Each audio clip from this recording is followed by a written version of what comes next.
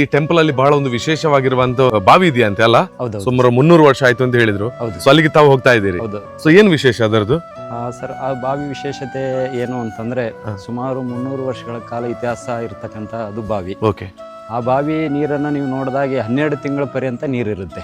ಎಂತ ಮಳೆಗಾಲ ಚಳಿಗಾಲ ಬಂದ್ರು ಭತ್ತದಾಗಿರ್ತಕ್ಕಂಥ ಬಾವಿ ಇದು. ಈ ಬಾವಿ ನೀರನ್ನ ಯಾರು ಜನಗಳು ಕುಡಿತಾರೋ ಮತ್ತೆ ಸೇವನೆ ಮಾಡ್ತಾರೋ ಅವರಿಗೆ ಅಂದ್ರೆ ದೇಹದಲ್ಲಿ ಇರ್ತಕ್ಕಂಥ ರೋಗಾದಿಗಳು ನಿವಾರಣೆ ಆಗ್ತಕ್ಕಂಥದ್ದು ಶಕ್ತಿ ಈ ಗಂಗೆಗಿದೆ ಅಂತಕ್ಕಂಥದ್ದು ಈ ಗ್ರಾಮಸ್ಥರು ಹೇಳ್ತಕ್ಕಂಥದ್ದು. ಅದಕ್ಕೆ ಏನಾದರೂ ಕಫ ಆಗಿರ್ಬೋದು, ಶೀತ ಆಗಿರ್ಬೋದು, ಜ್ವರ ಆಗಿರ್ಬೋದು, ಮತ್ತೆ ಮೈ ಕೈ ನೋವು ಅಂತ ನಾವು ಹೇಳ್ತೇವಲ್ಲ, ಅಸ್ತಮಗಳು, ಕೈ ನೋವು, ಮಂಡೆ ನೋವು, ಸೊಂಟ ನೋವು ಅಂತ ಹೇಳ್ತೇವಲ್ಲ, ಅಂತ ನೋವುಗಳ ಪರಿಪೂರ್ಣವಾದಂತ ಮದ್ದು ಅಂತಂದು ಇದು ಹೇಳ್ತಾರೆ. ಅಂದ್ರೆ ಇದಕ್ಕೆ ಈ ಬಾವಿಗೆ ಇವಾಗ 300 ವರ್ಷದ ಇತಿಹಾಸ ಇದೆ ಅಲ್ವಾ? ಓಕೆ. ಅಂದ್ರೆ ಈಗ ಎಷ್ಟು ಬಿಸಿಲು ಇರ್ಲಿ ಏನೇ ಇರ್ಲಿ ಈ ನೀರು ಹೀಗೆ ಇರುತ್ತೆ. ಮತ್ತೆ ಈ ಒಂದು ಬಾವಿ ಇಲ್ಲಿಯ ವಿಶೇಷತೆ, ಹಾಗೆ ಅಲ್ಲಿರುವಂತಹ ಟೆಂಪಲ್ ಕೂಡ ಕಲ್ಯಾಣಿಯ ಮೇಲೆ ಇದೆ. ಏನು ಅಂತಂದ್ರೆ ಇಲ್ಲಿ ನೀರು ಅಲ್ಲಿಗೆ ಹೋಗ್ತದೆ ಅಂತಕ್ಕಂಥದ್ದು ಒಂದು ಮಾರ್ಗ ಇತ್ತು ಮುಂಚೆ. ಏನು ಅಲ್ಲಿ ಒಂದು ಬದಿಗೆ ಒಂದು ಚಿಕ್ಕದಾಗಿ ಒಂದು ಕೊಳವೆ ಇದೆ. ಬೇಸಿಗೆಗಾಲದಲ್ಲಿ ಬಂದ್ರೆ ಈ ಬಾವಿ ನೀರು ಅಲ್ಲಿಗೆ ಹೋಗುತ್ತೆ ಅಂತ ಇವಾಗ ಇಲ್ಲಿ ಜನರು ಹಿರಿಯರು ಹೇಳ್ತಕ್ಕಂಥದ್ದು ಒಂದಿತ್ತು. ಹಾಗಿದ್ರೆ ಇದು 300 ವರ್ಷದ ಬಾವಿ. ಅಲ್ಲಿ ದೇಗುಲ ಏನಿದೆ ಅದು ಕಲ್ಯಾಣಿಯ ಮೇಲೆ ತಾಯಿ ಇದ್ದಾರೆ, ಚೌಡೇಶ್ವರಿ ತಾಯಿ. ಬಹಳ ವಿಶೇಷ ಅಲ್ವಾ? ವಿಶೇಷ. ಸೊ ಇವಾಗ ಇಲ್ಲಿ ಬಂದಿರೋ ಭಕ್ತರು ಎಲ್ಲರಿಗೂ ಕೂಡ ಇದು ತೀರ್ಥವನ್ನು ಕೊಡ್ತೀರಿ? ಖಂಡಿತ ಕೊಡ್ತೀವಿ. ಓಕೆ. ಅದಕ್ಕೋಸ್ಕರ ಇವಾಗ ತಗೊಂಡು ಹೋಗ್ಲಿಕ್ಕೆ ಬರ್ತಾ ಇದ್ದೀರಲ್ಲ? ಓಕೆ.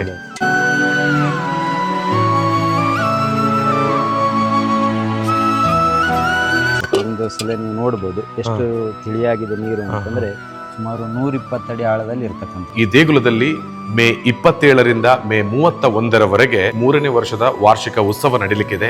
ಸಾಕಷ್ಟು ಮಂದಿ ಭಕ್ತಾಭಿಮಾನಿಗಳು ಬರ್ತಾರೆ. ಸುಮಾರು 10ರಿಂದ 15 ಸಾವಿರದಷ್ಟು ಭಕ್ತಾಭಿಮಾನಿಗಳು ಕಳೆದ 2 ವರ್ಷವೂ ಕೂಡ ಸೇರ್ಕೊಂಡಿದ್ದಾರೆ. ಈ ವರ್ಷ ಇನ್ನಷ್ಟು ಹೆಚ್ಚಿನ ನಿರೀಕ್ಷೆಗಳು ಎಲ್ಲರಿಗೂ ಕೂಡ ಇದ್ದೇ ಇದೆ.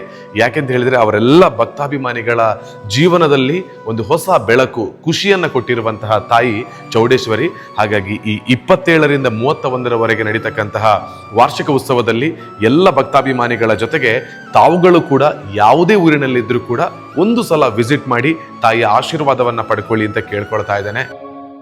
ವೀಕ್ಷಕರೇ ನಮಸ್ಕಾರ. ನಾನು ಇವತ್ತು ಬಂದಿರೋದು ಬೆಂಗಳೂರಿನ ಆನೆಕಲ್ಲು ಅಂತ ಹೇಳುವಂತ ತಾಲೂಕು, ಸರ್ಜಾಪುರ ಹೋಬಳಿ, ಜೊತೆಗೆ ಇಲ್ಲಿಗೆ ವಿ ಕಲ್ಲೆಹಳ್ಳಿ ಅಂತ ಹೇಳುವಂತ ಹೆಸರು ಇದೆ, ಅಂದ್ರೆ ಗ್ರಾಮ ಇದು. ಇಲ್ಲಿ ನಮ್ಮ ಜೊತೆಗೆ ಅರ್ಚಕರಿದ್ದಾರೆ. ಇವರು ಇಲ್ಲಿರುವಂತ ಒಂದು ಬಹಳ ಪ್ರಸಿದ್ಧವಾಗಿರುವಂತ ದೇಗುಲದ ಅರ್ಚಕರು. ಇಲ್ಲಿರುವಂತ ದೇಗುಲದ ಹೆಸರು ಕಲ್ಯಾಣಿ ಶ್ರೀ ಚೌಡೇಶ್ವರಿ ತಾಯಿ ಅಂತ.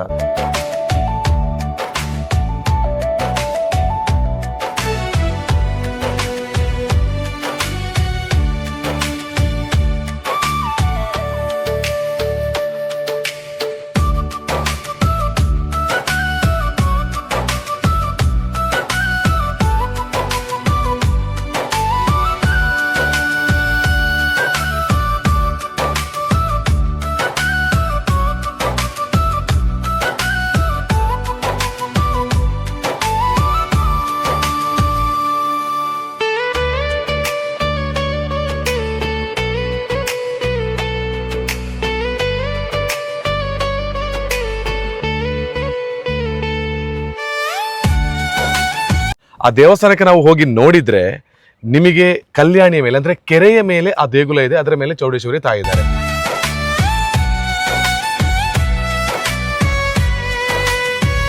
ಕೆರೆಯ ಮೇಲೆ ದೇಗುಲವನ್ನು ನಿರ್ಮಿಸಿ ಅದರಲ್ಲಿ ಇರುವಂತಹ ತಾಯಿಯೇ ಚೌಡೇಶ್ವರಿ ತಾಯಿ.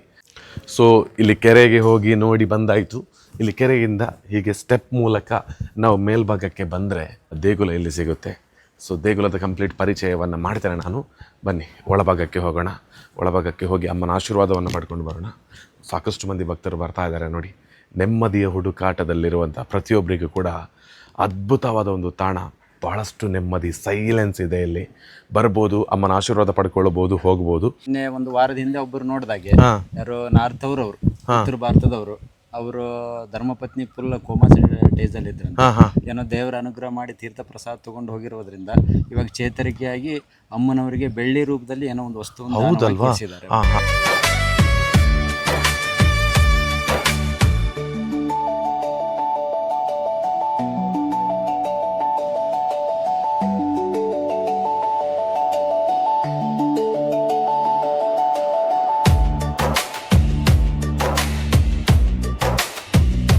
ದೇಗುಲದ ಬಲಭಾಗದಲ್ಲಿ ಅದೇ ಕಲ್ಯಾಣಿಯ ಮೇಲೆ ಗಣಪತಿಯ ಆಶೀರ್ವಾದವನ್ನು ಪಡ್ಕೊಳ್ಳೋದಕ್ಕೆ ಬರ್ತಾ ಇದ್ದಾನೆ.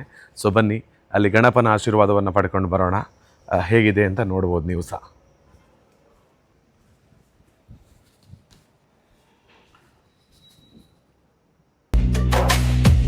ಗಣಪನ ಆಶೀರ್ವಾದವನ್ನು ಪಡ್ಕೊಂಡ ಬಳಿಕ ಈ ಕಲ್ಯಾಣಿ ಚೌಡೇಶ್ವರಿ ಅಮ್ಮನ ದೇಗುಲದ ಹೊರಭಾಗದಲ್ಲೇ ಹೀಗೆ ಸುತ್ತು ನಮಗೆ ಬರೋದಕ್ಕೆ ಸಾಧ್ಯ ಇದೆ.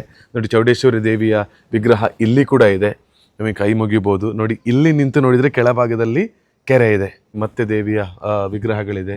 ಮಾರಿಯಮ್ಮ ದೇವಿ ಇಲ್ಲಿದ್ದಾರೆ. ಹಾಗೆಯೇ ಇಲ್ಲಿಂದ ಮುಂದೆ ಬರೋಣ. ಒಂಥರ ಚೆನ್ನಾಗಿದೆ, ಒಂಥರ ಖುಷಿ ಇದೆ ಇಲ್ಲಿ, ಆಯಿತಾ. ನೋಡಿ, ಇಲ್ಲಿ ಕಾಳಿಯಮ್ಮ ದೇವಿಯ ವಿಗ್ರಹ ಇದೆ. ಸೊ ಹೀಗೆ ದೇಗುಲಕ್ಕೆ ಸುತ್ತುವರಿವಾಗಲೂ ಕೂಡ ನಾವಿಲ್ಲಿ ಬೇರೆ ಬೇರೆ ದೇವಿಯ ಒಂದು ವಿಗ್ರಹಗಳನ್ನು ನೋಡ್ಬೋದು. ಅಲ್ಲಿ ನಾವು ಕೈ ಮುಗಿಬೋದು, ಆಶೀರ್ವಾದ ಪಡ್ಕೊಳ್ಬೋದು. ಭಾಳಷ್ಟು ನನಗೆ ಖುಷಿ ಆಯ್ತು ಮಾತ್ರ ಈ ಟೆಂಪಲ್ ಬಗ್ಗೆ. ಸೊ ನೀವು ಕೂಡ ರಜೆ ದಿನಗಳಲ್ಲಿ ಬ್ಯಾಂಗ್ಳೂರಲ್ಲಿ ಇದ್ದು ಏನು ಮಾಡೋದು, ಎಲ್ಲಿ ಹೋಗೋದು, ಯಾವ ಟೆಂಪಲ್ಗೆ ಹೋಗೋದು ಅಂತೆಲ್ಲ ಯೋಚನೆ ಮಾಡ್ತಿರೋವರಿಗೆ ಇದು ಖಂಡಿತವಾಗ್ಲೂ ಬರ್ಬೋದಾದಂತಹ ವಿಶೇಷವಾದ ಶಕ್ತಿ ಇರುವಂತಹ ಕ್ಷೇತ್ರ. ಚೆನ್ನಾಗಿದೆ. ಫ್ಯಾಮಿಲಿ ಮೆಂಬರ್ಸ್ ಎಲ್ಲ ತುಂಬಾ ಬರ್ತಾ ಇದ್ದಾರೆ ನೋಡಿ. ಸೊ ಹಾಗೆ ಸಮಯ ಮಾಡಿಕೊಂಡು ಒಂದು ಸಲ ಬಂದು ಅಮ್ಮನ ಆಶೀರ್ವಾದವನ್ನು ಪಡ್ಕೊಂಡು ಹೋಗಿ ಅಂತ ಕೇಳೋದು. ದೇಗುಲದ ಎದುರು ಭಾಗದಲ್ಲಿ ಧ್ವಜಸ್ತಂಭ ಇದೆ. ದೇಗುಲದ ಹೊರಭಾಗಕ್ಕೆ ಬಂದರೆ ನಾಗನ ಆರಾಧನೆಯನ್ನು ಕೂಡ ಮಾಡ್ತಾ ಇದ್ದಾರೆ. ಸೊ ನಮ್ಮ ಮಂಗಳೂರವರಿಗೆ ಅಥವಾ ಆ ಕಡೆಯ ನಮ್ಮ ಕರಾವಳಿಯವರಿಗೆಲ್ಲ ಬಂದರೆ ಇಲ್ಲಿ ನಾಗದೇವರ ಆಶೀರ್ವಾದವನ್ನು ಪಡ್ಕೊಳ್ಳೋದಕ್ಕೂ ಅವಕಾಶಗಳಿದೆ. ಒಂದ್ಸಲ ಆ ಕಡೆ ನೋಡಿದರೆ ಏನು ಸದ್ದು ಗದ್ದಲ ಯಾವುದೂ ಇಲ್ಲ. ಆರಾಮವಾಗಿ ಬೆಂಗಳೂರಲ್ಲಿ ಇಂಥ ಒಂದು ಟೆಂಪಲ್ನಲ್ಲಿ ನಾವೊಂದು ಅದ್ಭುತವಾಗಿ ಸಮಯವನ್ನು ಕಳೆಯೋದಕ್ಕೆ, ದೇವರ ಆಶೀರ್ವಾದ ಪಡ್ಕೊಳ್ಳೋದಕ್ಕೆ ಸಾಧ್ಯ ಇದೆ.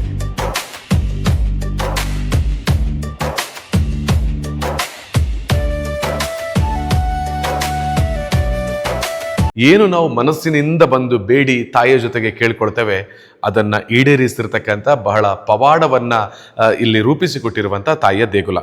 ಈ ದೇಗುಲದಲ್ಲಿ ಮೇ 27ರಿಂದ ಮೇ 31ರವರೆಗೆ 3ನೇ ವರ್ಷದ ವಾರ್ಷಿಕ ಉತ್ಸವ ನಡೀಲಿಕ್ಕಿದೆ. ಸಾಕಷ್ಟು ಮಂದಿ ಭಕ್ತಾಭಿಮಾನಿಗಳು ಬರ್ತಾರೆ. ಸುಮಾರು 10ರಿಂದ 15 ಸಾವಿರದಷ್ಟು ಭಕ್ತಾಭಿಮಾನಿಗಳು ಕಳೆದ 2 ವರ್ಷವೂ ಕೂಡ ಸೇರ್ಕೊಂಡಿದ್ದಾರೆ. ಈ ವರ್ಷ ಇನ್ನಷ್ಟು ಹೆಚ್ಚಿನ ನಿರೀಕ್ಷೆಗಳು ಎಲ್ಲರಿಗೂ ಕೂಡ ಇದ್ದೇ ಇದೆ. 31ನೆಯ ತಾರೀಕಿಗೆ ಆಗಮಿಸಿದ್ರೆ ಅವತ್ತು ಸಂಪೂರ್ಣವಾಗಿರುವಂತಹ ಭೋಜನ ಪ್ರಸಾದವನ್ನ ಕೂಡ ತಾಯಿಯ ಪ್ರಸಾದ ರೂಪದಲ್ಲಿ ಅನ್ನ ಪ್ರಸಾದದ ಸ್ವೀಕಾರವನ್ನ ಕೂಡ ಮಾಡಬೇಕು ಅಂತ ಕೇಳ್ಕೊಳ್ತಾ ಇದ್ದೇವೆ. ವಿಶೇಷವಾದ ಪೂಜೆಗಳು ನಡೀಲಿಕ್ಕಿದೆ. ಹಾಗೆಯೇ ಭಕ್ತಿಯ ಕಾರ್ಯಕ್ರಮಗಳು ನಡೀಲಿಕ್ಕಿದೆ. ದಾಸೋಹ ಹಾಗೆಯೇ ಸಂಭ್ರಮವು ಕೂಡ ಈ ಕಾರ್ಯಕ್ರಮದ ಪ್ರತಿದಿನವೂ ಇಲ್ಲಿ ಇರಲಿಕ್ಕಿದೆ. ಸೊ ಮೇ 27ರಿಂದ ಮೇ 31ರವರೆಗೆ ನಾವು ಕೂಡ ಈ ಒಂದು ಕ್ಷೇತ್ರದಲ್ಲಿ ನಡೀತಕ್ಕಂತಹ ಪೂಜೆ ಪುರಸ್ಕಾರಗಳಲ್ಲಿ ಭಕ್ತಿಯ ಸಂಭ್ರಮದಲ್ಲಿ ಪಾಲ್ಗೊಳ್ಳುವುದಕ್ಕೆ ತಯಾರಾಗಿದ್ದೇವೆ. ನೀವು ಕೂಡ ನಿಮ್ಮ ಸ್ನೇಹಿತರ ಜೊತೆಗೆ, ಕುಟುಂಬಸ್ಥರ ಜೊತೆಗೆ ಅಥವಾ ನೀವು ಇಷ್ಟಪಡುವಂತಹ ಯಾರ ಜೊತೆಗಾದರೂ ಕೂಡ ಈ ದೇಗುಲಕ್ಕೆ ಬನ್ನಿ, ತಾಯಿ ಆಶೀರ್ವಾದವನ್ನು ಪಡ್ಕೊಳ್ಳಿ. ಏನೆಲ್ಲ ಮನಸ್ಸಿನಲ್ಲಿ ಕಷ್ಟಗಳು ಇದೆ, ನಷ್ಟಗಳಿದೆ, ನೋವುಗಳಿದೆ, ಅದನ್ನು ದೂರ ಮಾಡಬೇಕು ಅಂತ ಯೋಚನೆ ಮಾಡ್ತಾ ಇದ್ದೀರಿ, ಅದೆಲ್ಲವನ್ನು ಕೂಡ ತಾಯಿ ಪರಿಹರಿಸಲಿ ಅಂತ ನಾನು ಕೇಳಿಕೊಳ್ತಾ ಇದ್ದೀನಿ. ದೇವಸ್ಥಾನ ಮಾಡೋದಕ್ಕೆ ಕಾರಣ ಏನಂದ್ರೆ, ಅನಾದಿ ಕಾಲದಿಂದಲೂ ಚೌಡೇಶ್ವರ ಅಮ್ಮನವರು ಊರಿನಲ್ಲಿ ಭಕ್ತರು ಜಾಸ್ತಿ ಜನ ಇದ್ದಾರೆ. ಸೊ ಅವರು ಭಕ್ತಾದಿಗಳು ಇಲ್ಲಿ ಇರಬೇಕಾದ್ರೆ ವರ್ಷನೂ ಅಮ್ಮನವ್ರನ್ನ ಬೇರೆ ಊರಿಂದ ತಂದು ಇಲ್ಲಿ ಮೆರವಣಿಗೆ ಮಾಡಿ ಇಲ್ಲಿ ಒಂದು ಚಿಕ್ಕದಾಗಿ ಕಲ್ಯಾಣಿ ಥರ ಇತ್ತು.